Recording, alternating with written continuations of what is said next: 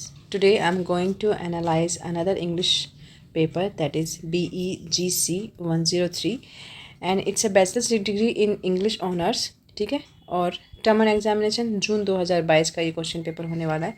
तो the paper name is you can see BEGC 103 Indian writing in English. ठीक है, 3 our का paper होने वाला है और ये 100 मार्क्स का पेपर होने वाला है. बेसिक सी इन्फॉर्मेशन है यहाँ पर. फिर थोड़ा सा मैं और बता देती हूँ, इसमें ABC 3 सेक्शन है. All section are compulsory. Got it. दो there is internal choice within the section, कि सेक्शन के अंदर ना चॉइस है, और करके भी क्वेश्चन दिए हुए हैं कि या तो A और B, तो इनमें से आपने कोई एक सिलेक्ट करना है. Number of words and marks are given after each section. ठीक है, मतलब हर सेक्शन के कितने नंबर हैं वो वहाँ पर दिया हुआ है. चलो फटाफट से स्टार्ट कर लेते हैं. पहला क्वेश्चन है आपका फर्स्ट, एक्सप्लेन एनी 4. ये 4 जो है स्टेंजास दिए हुए हैं, इनमें से आई थिंक 4 नहीं, ज़्यादा ही होंगे. उसमें से आपको कोई 4 करने हैं. मैं देख लेती हूँ एक बार. ये हैं 5 6 7 1 2 3, हाँ 7 दिए हुए.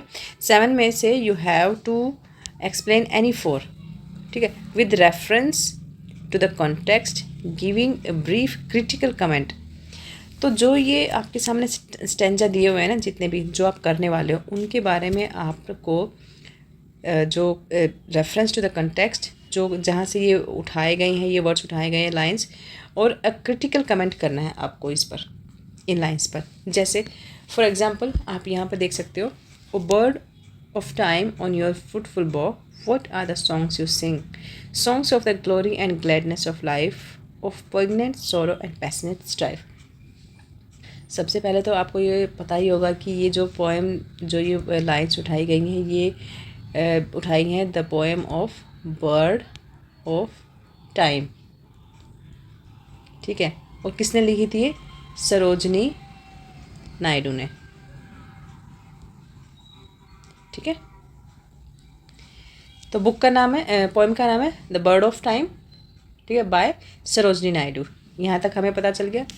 ठीक है, तो जैसा कि आपको पता है कि जो सरोजनी नायडू हैं वो अपने डिफरेंट अपने जो राइटिंग है उनकी, उनमें डिफरेंट सब्जेक्ट पर लिखती हैं. और उनसे यहाँ पर उनसे पूछा जा रहा है कि आप ऐसा कैसे करते हो, मतलब कि जो कंटेंट है, जो आपको कंटेंट है ना, जो यहाँ जहाँ जो आपको लिखना है यहाँ पर, वो ओवरऑल समरी को लिख सकते हो. ठीक है, और and you have to watch my so basically आपको यहाँ पर O bird of time on your fruitful bough, where are the songs you sing, is a line from the poem the bird of time. ठीक है, by Sarojini Naidu.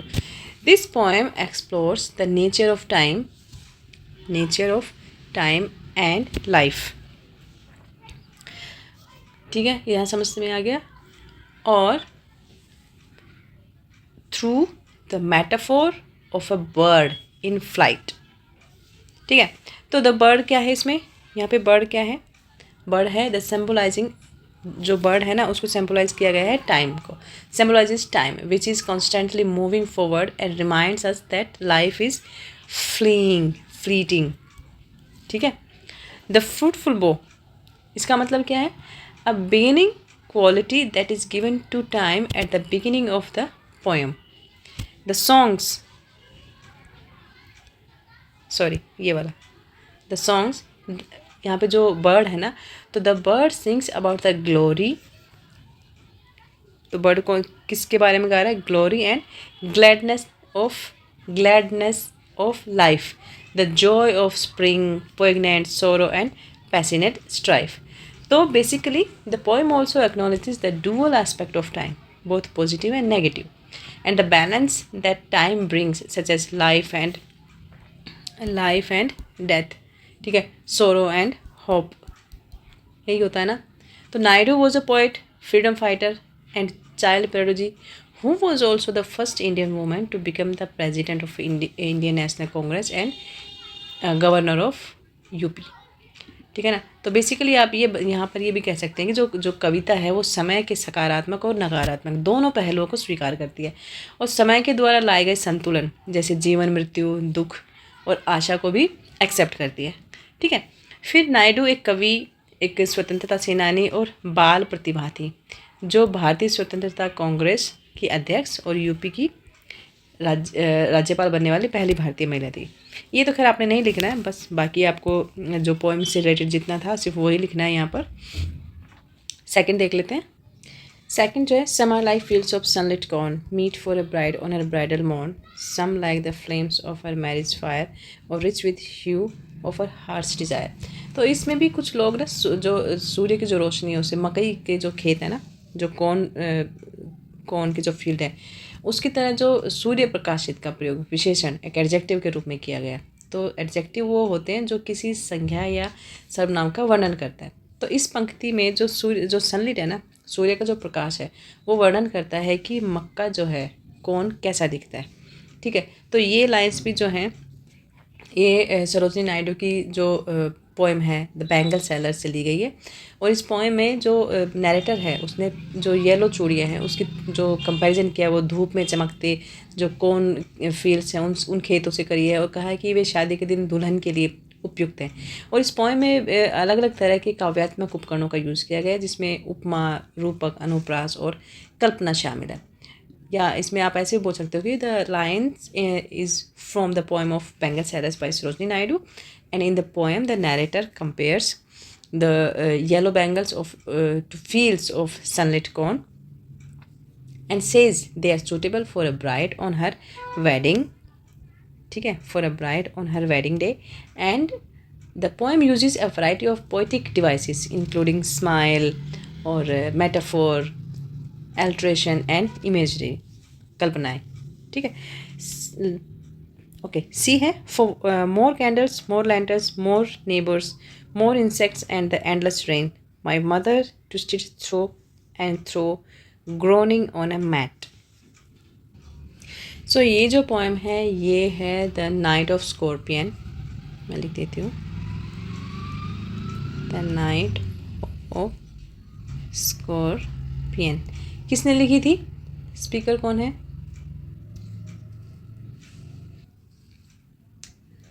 Nissin ज़ेकेलर। ठीक है, तो इस जो लाइन्स हैं इनके जो मीनिंग है वो है कि the night of the scorpion is a story of one night in which the mother of the speaker is stung by a poisonous scorpion. ठीक है ना, and she suffers for 20 years while peasant, holy man and her husband attempt to heal her. All the neighbors, they try curses, blessings, prayers, herbs, and all forms of ancient medicine that are not practiced in most of the modern world. So their efforts are in vain. A sense of otherworldliness is created by the belief that practice of these peasants in comparison to the world in which the reader is existing. ठीक है, तो the more candles, more lanterns, more neighbours, more insects and the endless train, कि जब उस जो mother है, जो narrator की जो मदर है, जब व्हेन शी वाज इंसेक्टेड या फिर by this scorpions, so the my mother twisted through the through and groaning on a mat. Means ये जो नैरेटर की जो मदर है उसकी हालत के बारे में बता रहा है कि जब वो स्कॉर्पियन ने जिस तरह से उनको बाइट किया था उसके बाद उनकी जो हालत थी, मदर ट्विस्टेड, जो मदर है उनकी वो जो बेचैन हो रही थी, वो the groaning on a mat, मतलब जो मैट थी उस पर मतलब कभी इधर जाना कभी उधर जाना, वो उस तरह से वो बेचैनी उनकी बताई जा रही है यहाँ पर। तो इस तरह से आपको यहाँ पर जो पोएम का नाम लिखना है, पोइट का नाम लिखना है और इसको क्रिटिकल एनालाइज करना है। नेक्स्ट है D, it started as a pilgrimage, exploiting minds and making all the burdens light. तो बेसिकली आपको ये सारी की सारी जो जितने भी स्टैंजास दिए हुए हैं इनके बारे में आपको पता है होना चाहिए, क्योंकि मैं सारे अगर डिटेल में करूँगी तो वीडियो थोड़ी सी बड़ी हो जाएगी। बट ज़रूरी नहीं है कि यही आए, बट मैं थोड़ा सा पैटर्न बता रही हूँ आपको। ठीक है, और इन स्टैंजास को, इस क्वेश्चन का मतलब यही है कि आपको ये सारे पोएम्स पता होने चाहिए, इनके राइटर पता होने चाहिए। ठीक है, और आप में इतनी कैपेबिलिटी होनी चाहिए कि आप इन पोएम्स को जो है वो क्रिटिकली एनालाइज कर सकें, उसका आंसर दे सकें। ठीक है, इतना भी कर देंगे ना आप लोग तो आपको अच्छे खासे मार्क्स मिल जाएंगे। सेकंड पार्ट में आ जाते हैं। ये है आपका शॉर्ट नोट लिखने हैं एनी टू, ठीक है, 250 वर्ड्स का। You have to be careful about words and time limit, क्योंकि वहाँ पर ना जो एक ही शीट दी जाती है जिसमें शायद 25 या 26 पेजेस होते हैं। तो आप थोड़ा सा इस चीज़ का ध्यान रखना कि जो वर्ड लिमिट है वो तो आपने रखनी ही है ध्यान में, क्योंकि पेपर भी लिमिटेड है, ठीक है, और टाइम का भी ध्यान रखना है। तो दोनों चीज़ों का बैलेंस बना के चलना है आपने, तभी आपका पेपर पूरा हो पाएगा और आप अच्छे से लिख पाएंगे टेंशन फ्री होके। फर्स्ट क्वेश्चन है आपका, the head masters encounter with the tiger in a tiger for Malgudi.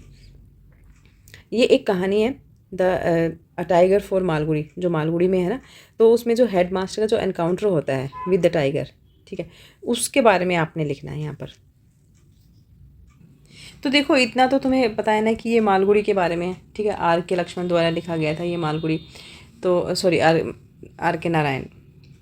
तो इसमें जो मालगुडी में जो नारायण नाम का बाग है ना, वो उसका जो सामना होता है ना, वो वहाँ के हेडमास्टर से तब होता है जो अपने एक थोड़ा सा इरिटेटिंग जो एक प्रशिक्षक होते हैं वहाँ पर, जो इंस्ट्रक्टर होते हैं, उसके कैप्टन की हत्या के बाद, उसकी डेथ के बाद स्कूल की इमारत में भाग जाता है, ठीक है। तो बाघ जो है उसमें होता क्या है कि जिस तरह से वो किस तरह से आपको जब टाइगर्स एस्केप बताना है आपको, फिर टाइगर इन द स्कूल, कि जब टाइगर स्कूल में आता है, tiger follow the students back to school and enters the headmaster's office, ठीक है, ये सारी चीज़ें आपने बतानी है। The headmaster climbs his table and hides in the attic while the tiger sleeps under the desk. ये सारी थोड़ी सी आपको फ़नी भी होती हैं थोड़ी सी चीज़ें, ठीक है। फिर the the townspeople discuss how to get the tiger out of the building, but their actions are ineffectual, ठीक है, ineffective।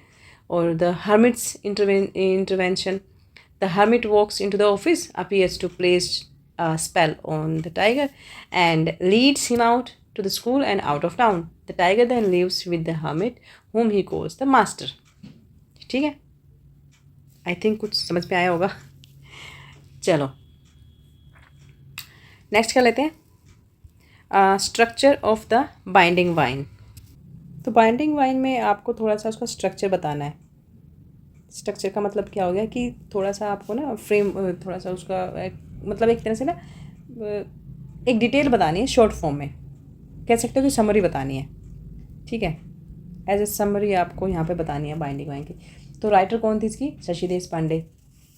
तो लगभग इन्होंने ना इसमें पैराग्राफ जो स्पेसिंग टाइम और जो कैरेक्टर्स हैं उनको इसमें दर्शाया। तो फर्स्ट पार्ट में जो उर्मी है उसके जो ग्रीफ है, उसके दुखों पर थोड़ा सा इसमें बताया गया है। फिर जो सेकंड पार्ट है उसमें थोड़ा सा कल्पना के बारे में और थोड़ा सा मीरा के बारे में डिस्कस किया है। फिर थर्ड पार्ट में जो है वो फिर से उर्मी, ठीक है, उर्मी के बारे में। जो फोर्थ पार्ट है उसमें कुछ जो गांठें खुलने से कुछ राहत मिल जाती है। तो इस उपन्यास में ना उर्मी नामक एक जो कॉलेज प्रोफेसर है और मर्चेंट नेवी अधिकारी हैं, उनकी वाइफ है, तो उनके आत्मकथात्मक दृष्टिकोण से बताया गया है। तो उपन्यास में महिला संबंध और जो रेप होते हैं, मानवीय रिश्तों, मृत्यु, डर जैसे विषयों को सब्जेक्ट का जो है एनालाइज किया गया है। तो इसी तरह से आपने थोड़ा सा इसमें बताना है। यहाँ पर सी है relationship of Maganlal and Vimla in the other woman. ये भी एक नॉवल है, ठीक है। तो इसमें जो मगनलाल और विमला के जो रिलेशन था, क्या रिलेशन था, कैसा रिलेशन था, उसके बारे में आपने इस पर लिखना है। नेक्स्ट है the characteristics of a short story, कि किसी भी शॉर्ट स्टोरी की क्या विशेषताएं होती हैं, ये आपने बताना है। क्या विशेषताएं होती हैं कि एक तो शॉर्ट होती है, सिंपल सी बात है, ठीक है, मीनिंगफुल होती है, कम शब्दों में आप ज़्यादा बात कह पाते हो, ठीक है। और शॉर्ट स्टोरी जो है वो एक बड़ी ऑडियंस तक जाती है, क्योंकि बहुत से लोग होते हैं ना जो बड़ी, जिनको स्टोरीज पढ़ना पसंद नहीं होता, तो एक ऑडियंस का टेस्ट भी पता चल जाता है। तो इस तरह से आप जो छोटी कहानी होती है ना, शॉर्ट स्टोरीज की कैरेक्टरिस्टिक्स आपने बताने हैं यहाँ पर। फिर हम आ गए हैं यहाँ पर, अभी सेक्शन सी में आ गए हैं।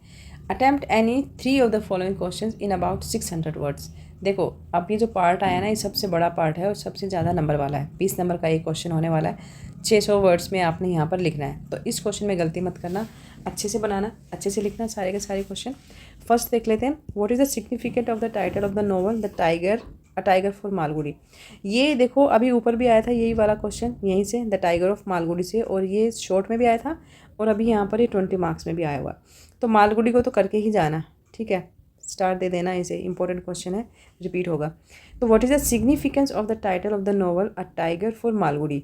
तो जो मालगुडी जो टाइगर ऑफ मालगुडी जो नाम है ना, इसका सिग्निफिकेंस क्या है, इस टाइटल का सिग्निफिकेंस क्या है, क्या विशेषताएं हैं, क्यों इसको जो है ये नाम दिया गया है टाइगर फॉर मालगुडी। तो उस टाइटल को आप, इस टाइटल की आपने समीक्षा करनी है यहाँ पर सीधा सीधा।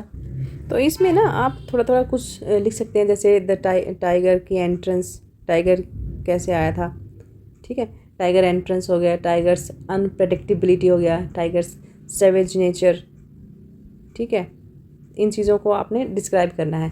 The tiger's role in the town, क्या रोल था, the tiger's arrival in the town sets off a chain of events that test the town's relationship believes and ideas, ऐसे लिख देना है, ठीक है। फिर आ जाएगा the tiger as a symbol of perfection, इसमें क्या लिखेंगे आप, द टाइगर नेम्ड राजा, जो राजा बनता है ना, राजा नाम का ही तो आदमी होता है जो टाइगर बनता है, symbolises a soul striving for perfection, कि वो ना अपने जो टाइगर का जो वो एक्ट करता है उसमें हमेशा कुछ ना कुछ परफेक्ट करने की वो कोशिश करता रहता है, ठीक है। फिर tiger as a disciplinarian, the title में suggest that the people of Malgudi need a tiger like Raja to stop mindless squares and to discipline them, ठीक है। अब relationship between human and animals, ये भी बता सकते हैं, ठीक है।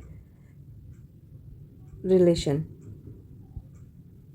में क्या लिखेंगे, रिलेशनशिप में ह्यूमन और एनिमल्स में, the novel explores the theme of the relationship between humans and animals. The tiger of Malgudi जो था वो ये tiger named was about Raja and the story is set in the fictional town of Malgudi and explores the themes of fear, power and control, ठीक है। ये इस तरह से कर देना। फिर है attempt character sketch of Urmi in the novel the binding wine. देखो अभी ऊपर हमने ये क्वेश्चन किया था, अभी यहाँ पर आया हुआ था ऊपर, ठीक है। तो बाइंडिंग वाइन्स में भी रिपीट हो रहे हैं, इंपॉर्टेंट है ये क्वेश्चन, इसमें से भी आएगा, इसको अच्छे से करके जाना। इसमें क्या है कि जो बाइंडिंग वाइन जो ये जो नॉवल है, इसमें the character sketch of Urmi, Urmi के बारे में आपने लिखना है, उर्मी के बारे में जितना भी जानते हो ना, कौन थी, क्या उसका नेचर था, जो भी मतलब जानते हो, इसको पढ़ के जाना बाइंडिंग वाइन को, वो आपने यहाँ पर लिख के आना है, ठीक है। तो इसमें आप क्या लिख सकते हैं, क्या क्या बता सकते हैं आप कि उसकी एजुकेशन, ठीक है, उसका पर्सनालिटी, आप उसकी शादी, ठीक है, उसकी जो प्रॉब्लम्स आई, उर्मी जो उसकी जो टोडलर थी, एक नवजात जो बेटी की मौत से टूट गई थी, तो उपन्यास इस जो उपन्यास में वो शुरू से ही ना एक उसको दुख भी दिखाया गया है, तो अपनी बेटी की यादों को भी भूलना नहीं चाहती, तो ये इसका दुख हो गया था। महिला संबंध, ठीक है, सामाजिक मुद्दे जितने भी थे वो सब बताने हैं आपने। तो इस तरह से आपको उर्मी का पूरा कैरेक्टर आपको कैरेक्टर स्केच बता देना है यहाँ पे। नेक्स्ट है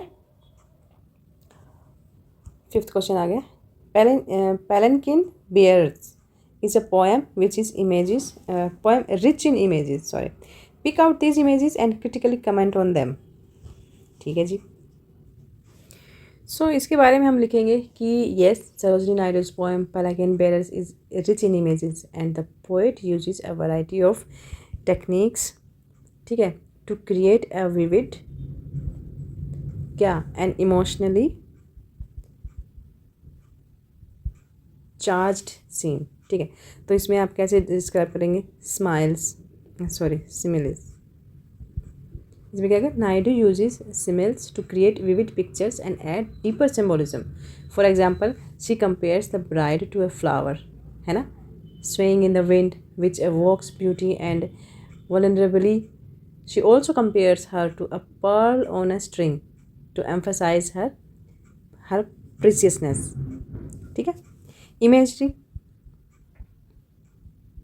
इमेजरी में आप क्या लिखेंगे कि Naidu uses imagery to describe the no man of the palanquin, making the reader feel as if they are watching it move. मतलब नायडू ने वो जो इस तरह से उसका चित्रण किया है इस पोएम का कि जो रीडर है उसको लगता है कि जैसे उसकी कल्पनाओं में ही चलने लगती है वो मूवी, मतलब वो कहानी जैसे उनकी कल्पनाओं में ही चल रही, जो रीडर है वो खुद ही कल्पना कर रहा है कि ऐसे ऐसे ऐसे ऐसी सारी चीज़ें हो रही हैं, ठीक है। फिर कंट्रास्ट में क्या होगा कि Naidu contrast the strength and agility of the bearers which with the delicacy of the bride they carry, ठीक है। And she also contrast the world of labour and toil represented by the bearers with the world of luxury and privilege represented by the bride. Got it? Next point में आ जाएगा nature. Nature में आप लिखेंगे कि जो the Naidu integrates nature into poem adding depth of the emotional landscape. Landscape का use करती हैं ना वो. फिर राइम सीन, इसमें क्या लिखेंगे आप? The poem uses an like a rhyming way, BBCC DD rhyming होता है ना scheme, where each words consist of 3 rhyming couplets. ठीक है, इस तरह से आपको ये पूरा डिस्क्राइब कर देना है. ओके, तो ये आपने कुछ इमेजेस उठाई हैं यहाँ पर, इन सबको डिस्क्राइब करना है आपने. ठीक है, नेक्स्ट देख लेते हैं. तो ये जो है, ये नॉवल जो लिखा गया था, ये था रोहिंटन मिस्त्री के द्वारा लिखा गया था. He exemplifies the dilemma of immigrants, okay, who are living outside their country. तो ये उनके बारे में लिखना है. तो आप जैसे पॉइंट बनाओगे कि for alienation, O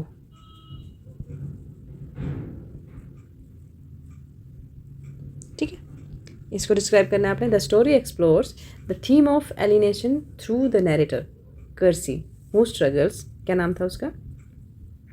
कर्सी, who struggles to connect with his new life in Canada.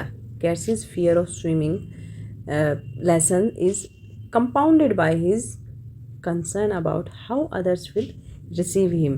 कि जो अदर लोग हैं वो उसको किस तरह से एक्सेप्ट करेंगे. ठीक है, फिर सेकंड पॉइंट है superficiality.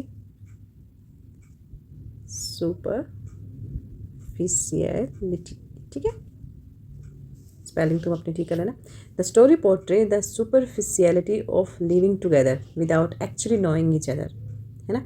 कैर्सी is suffocated by his neighbours who seem to know everything about everyone. ऐसे लोग होते हैं ना जिनसे हम बड़ी जल्दी परेशान हो जाते हैं. फिर आप एक और पॉइंट लिख सकते हो, लिखना है जबकि आपको, tension between belonging and identity. इसको डिस्क्राइब करेंगे कि the story projects the tension between wanting to belong and wanting to retain one's identity. ठीक है, रेसिज्म आ जाएगा, स्टीरियोटाइपिंग आ जाएगा इसमें. तो इस तरह से आपने बता देना है इसमें. फिर थोड़ा सा इसमें यह है कि जैसे जो नस्लवाद और रूढ़िवादिता, तो इस स्टोरी में यही पता चलता है कि जो रिफ्यूजीज होते हैं ना, जो इमिग्रेंट्स होते हैं, उनको अक्सर ना क्या होता है कि जो अनुचित, जो कुछ मतलब जो ऐसे जो उचित नहीं होते ना, सामान्यीकरण के आधार पर आंका जाता है. और फॉर एग्जांपल जैसे एक लड़का केरसी के रंग को करी से जोड़ता है और कहता है कि सारे पानी का स्वाद करी जैसा हो गया. तो इस तरह से ना वो नस्लवाद और रूढ़िवादिता को भी इसमें यहाँ पर दर्शाया गया है. तो वो सारी चीज़ें आपको यहाँ पर लिखनी पड़ेंगी. नेक्स्ट है write a detail note on the humorous incidents in the story the other woman. एक स्टोरी है द अदर वुमन, इस पर आपको उसका ह्यूमर बताना है. ह्यूमरस इंसिडेंट्स कौन कौन से थे वो डिटेल नोट लिखना है आपने इसमें. तो ये किन्होंने लिखी थी ये the other woman? Diana Mehta. ठीक है, डायना मेहता. ठीक है, the other woman is marked by it's humour and irony. Irony refers to a situation which is the exact opposite of what it is supposed to be. One example to understand the notice of irony is the case of a blind man leading a person with normal eyesight during a power cut at night. We usually expect people with normal eyesight to help the blind in finding their way, but in the above cases there is no light to see by because of a power cut, and it is the blind man accustomed to walking in the dark who leads the way. And the irony is powerful devices and may be used in many ways. It may be used to give a serious message, like the above example may be used to give the message that we should give due respect and equal rights to the blind, or it may be used for producing humor or commenting on our little follies. ठीक है. Also notice that the story is not told in a linear fashion. It comes to know of the causes of the tension between the couple through Maganlal's reminiscence while he is sitting sorry, at his desk there is an ample use of adjectives that allows for powerful descriptions. You can see this in phrases like earnest monologue, fastidious care, fragile hand, है ना, इस तरह की चीज़ें। तो ये सारी आपको यहाँ पर बता देंगे। नेक्स्ट है, ये देखो फिर से मालगुड़ी से आ गया क्वेश्चन। मालगुड़ी से अभी तक 3 आ चुके हैं, तो प्लीज़ इसको अच्छे से करके जाना। Attempt a character sketch of the master in the novel a tiger for Malgudi.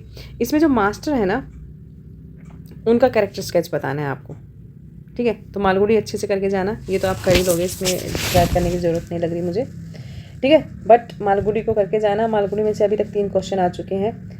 Next देख लेते हैं। एक्चुअली नेक्स्ट है ही नहीं, ये लास्ट क्वेश्चन है। चलो फिर मैं थोड़ा सा इसके बारे में बता देती हूँ आपको।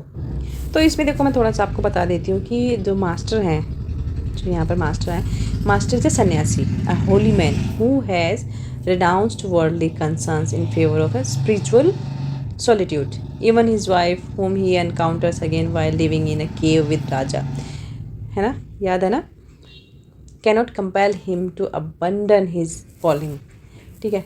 तो ये आपको पढ़ के जाना है, इसको काफ़ी इंपॉर्टेंट है मालगुड़ी, ठीक है। 3 क्वेश्चन तो इस पेपर में आए हुए हैं। तो बेस्ट ऑफ लक स्टूडेंट्स, कल परसों मिलते हैं फिर से, ठीक है। तो कल तो पेपर है आपका, and all the very best. अच्छा, एक चीज़ और, प्लीज़ सब्सक्राइब करके जाना चैनल को, दैट मोटिवेट्स मी, ठीक है ना, ताकि मैं और अच्छे से वीडियो बनाऊँ तुम्हारे लिए, और अच्छे से मैं तुम्हें हेल्प कर पाऊँ, ठीक है। तो सब्सक्राइब करना और अपने दोस्तों को शेयर ज़रूर कर देना। चलो मिलते हैं नेक्स्ट वीडियो में। बेस्ट ऑफ लक अगेन, ठीक है। Bye bye, take care.